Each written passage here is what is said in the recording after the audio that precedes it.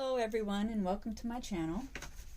Today I'm going to show you how to make homemade chipboard. Now you can use this for many different things, backings to pictures. You can use it for building things, whatever you need a semi-stiff board for.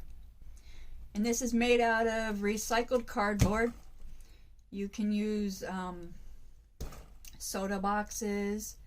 These happen to be, and don't judge me here, boxes from donuts that I get.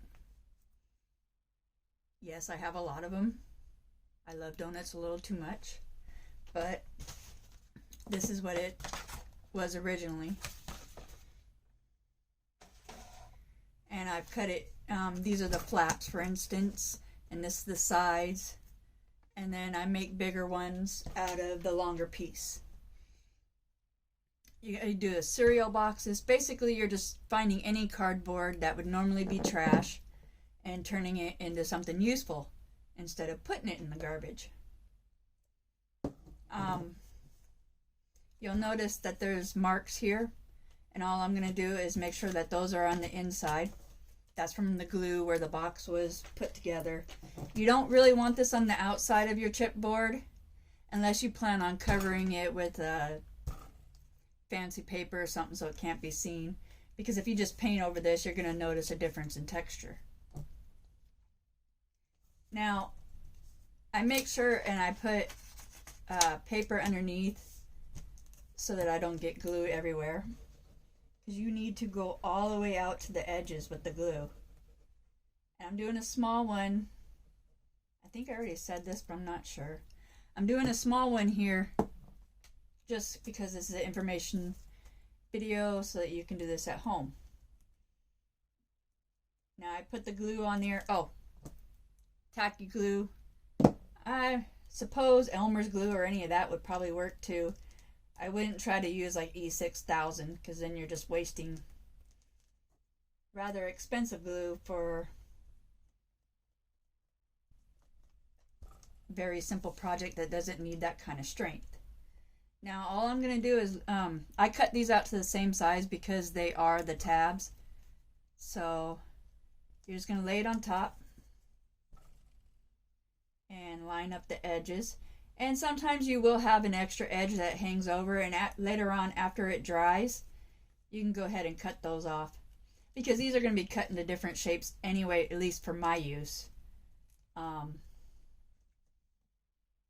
If you want to use it for something that you need the whole piece, then you can do that. Now you can decide how thick you want your chipboard to be by just adding more and more layers of cardboard. So if you want it really tough, add more layers. If you want it semi-tough, add less. You get it. And just make sure your glue is going all the way out to that edge. You want every bit of space covered with the glue so that it doesn't separate. Almost made a mistake there.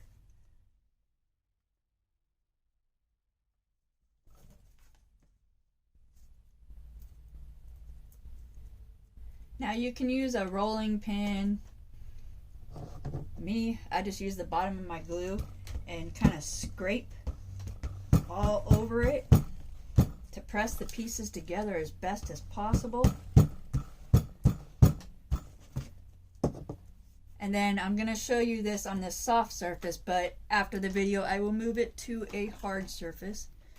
But you want to lay it flat and get something that's bigger than it to set on top of it to hold it down flat while it dries. It takes 10 to 20 minutes. And then it's ready for use. I hope you enjoyed the video. This is a way you can recycle products without having to put it in the trash. Saves on your trash bags too, because then it doesn't fill up as fast. And it becomes a useful thing. And as you can see, it's thick. It's not very bendy. I mean, if I really ripped on it, it's going to bend in half. But that's because I only put 3 layers. I could put 5, 6. And you can use this to build doll furniture, all kinds of things. You can even, if you had enough of it, you could make a doll house. Whatever you want to do. Hope you enjoy. And I will see you later.